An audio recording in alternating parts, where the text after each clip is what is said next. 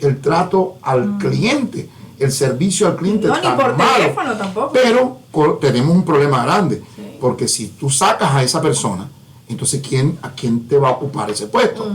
¿Cómo tú vas a ir a cubrir ese tipo de trabajo cuando necesitas 3, 4 personas y no las tienes? Entonces tú la ves, hasta te haces de la vista gorda cuando maltratan a un cliente y tú dices, ¿cómo lo pudieron maltratar? Pero tienes el temor de que si botas a esa persona o sacas a esa persona. ¿Quién atiende a ese cliente? Y el entrenamiento. Que eso es el dinero. Tiempo de entrenamiento. Tú te dice. vas a un servicio y hay veces que no lo entendemos y ahí es donde entran las grandes compañías a cubrir. Por ejemplo, yo voy a Walmart, voy a decir el nombre, yo voy a Walmart 2, 3 veces a la semana por la parte del restaurante a comprar cosas. Y yo prefiero pagar, hacer el cobro solo a que te atienda una persona. El self-checkout, exactamente. ¿Por qué? Porque el servicio que te dan es tan malo que tú dices, bueno, y como esa persona pudo conseguir un trabajo a 13, a 14 pesos la hora, cuando tú estás viendo que no te está dando servicio. Correcto. O otra de las cosas, por ejemplo, que estás en la parte sirviéndote tú, cobrándote, y de repente hay, te pasa con la soda. Hay una soda que se llama Mirinda, una cosa, un nombre extraño, pero está guardada por unidad. Entonces tú vienes y vas a comprar 24 y tú vienes y pides ayuda porque vas a tener que pasar 24 veces el jarrito, el que le llaman el jarrito. Vas a tener que pasarlo 24 veces y entonces llamas para que te ayuden y te dicen, no, eso lo tiene que hacer usted. Entonces dices, wow, esta persona querrá su trabajo, o esta empresa que está viendo que tú le estás yendo a comprar semanalmente una cierta cantidad de dinero, que te maltraten cuando tú ahí.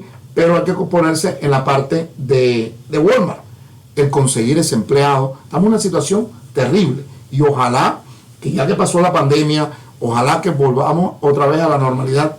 Y eso es importante, ver lo que estás diciendo, el tema del entrenamiento. ¿Por qué? Porque, por ejemplo, una persona en cualquier área laboral, sea un restaurante, una oficina, lo que sea, tiene que pasar por un proceso de entrenamiento, y ese proceso de entrenamiento está basado en otra persona que le está enseñando. Entonces, en ese caso, las dos personas están invirtiendo dinero, el que la contrató y el que le está entrenando. Cuando entonces cuando tú estás viendo que de pronto la persona a los 2 meses se va, decepciona y frustra el tiempo que tú perdiste entrenando. Concejal, es frustrante ver en estos momentos la situación que la mayoría de los empresarios. Yo soy un microbio en el buen sentido de la palabra, ¿no? De inversionista, demasiadamente pequeño para una compañía de que tiene una cantidad de empleados, pero uno sufre porque tú vienes con buena intención a preparar a X persona, a darle un entrenamiento, a que tú,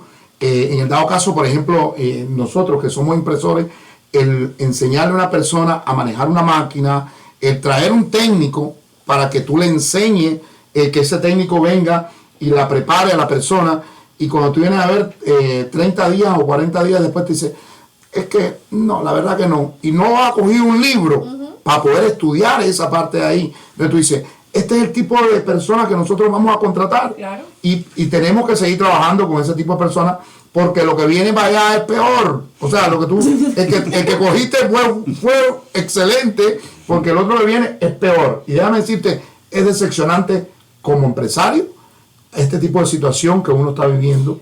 Pero también, Giovanni, agregando a lo que dice de la situación, creo que ahí es cuando el dueño del negocio o la persona encargada tiene que tener el tacto de poder captar esas situaciones que están surgiendo en el negocio. Porque, por ejemplo, me pasó hoy por teléfono a un lugar que llegó, que yo llamé, que mañana tengo que ir a recoger algo, y la persona enseguida, yo le dije, porque yo mañana voy al mediodía, y me dijo, tienes que venir antes de la 1 porque a la 1 yo almuerzo.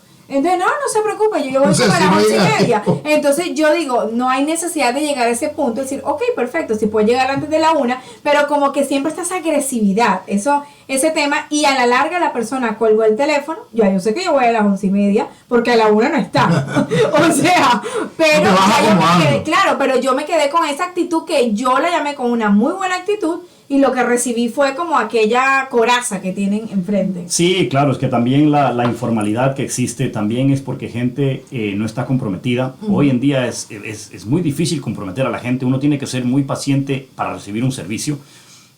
Antes uno podía exigir y alguien le decía un trabajo en una casa, por ejemplo, cuando uno contrataba servicios, esa persona hacía ese trabajo por 2 o 3 días, ahora te lo hacen en 15 y uno tiene que estar callado porque si no, no te lo hacen.